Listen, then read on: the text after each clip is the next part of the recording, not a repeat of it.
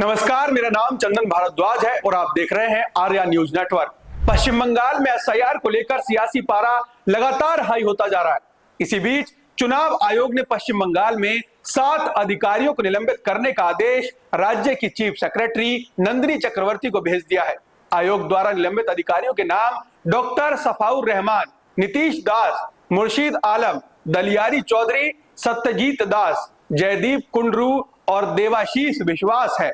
चुनाव आयोग के इस फैसले के बाद देश भर में सियासी घमासान मच गया है। इस मुद्दे पर एनडीए के नेताओं ने चुनाव आयोग के फैसले का समर्थन किया है। हमारे रिपोर्टर ने एनडीए के नेताओं से बातचीत की है, सुनिए जरा। लेकिन ये तो पता ही है कि एसआईआर बिहार में हुआ, तो पूरे बिहार में कहीं एक जगह कंप्लेन था। इतना बड़ा चुनाव हो गया, कोई बोला कि हमको वोट हमारा काट दिया गया या हम बूथ पर गए, हमारा नाम नहीं था। अब वहाँ एसआईआर हो रहा है तो कितना कहानी बनाया जा रहा है बंगाल में।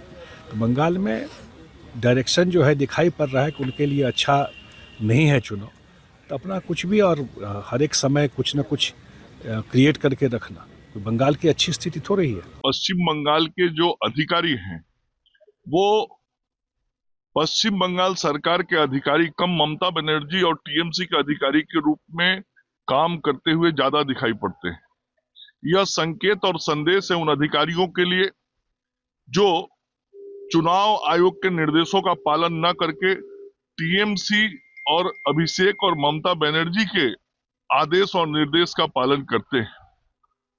चुनाव निष्पक्ष होना चाहिए, पारदर्शी होना चाहिए, सभी मतदाताओं को विश्वास और भरोसे में लेके काम होना चाहिए और इस काम में पश्चिम बंगाल की सरकार और उनके अधिकारी सहयोग नहीं कर रहे हैं और इसी का परिणाम मुझे लगता है कि इन अधिकारियों के ऊपर कार्रवाई करके चुनाव आयोग ने किया है। चुनाव आयोग एक संवैधानिक संस्था है, वो कुछ कर रहा है कि नहीं कर रहा है उसमें हमें बोलना नहीं, लेकिन हम लोग एसआईआर की प्रक्रिया को निष्पक्ष चाहते हैं। वहीं समाजवादी पार्टी ने चुनाव आयोग पर हमला बोलते हुए कहा कि यूपी में तो सैकड़ों अधिकारियों पर कार्रवाई होनी चाहिए।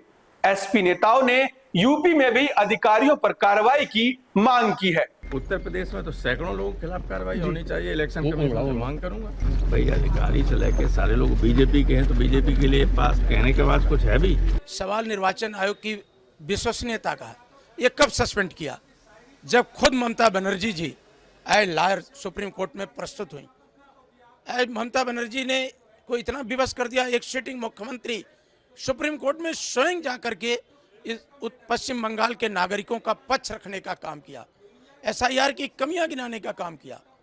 पूरा देश और दुनिया ने देखा कि एक मुख्यमंत्री स्वयं बहस में हिस्सा लिया, जिसके कारण आज निर्वाचन आयोग असहज होकर के कुछ लोगों पर प्रतीक के तौर पे कार्रवाई किया। हम उससे संतुष्ट नहीं हैं। चुनाव आयोग की इस कार्रवाई से देश का सियासी माहौल गर्मा गया है। साथ ही विपक्ष लगातार चुनाव आयोग की विश्वसनीयता पर सवाल खड़ा कर रहा है।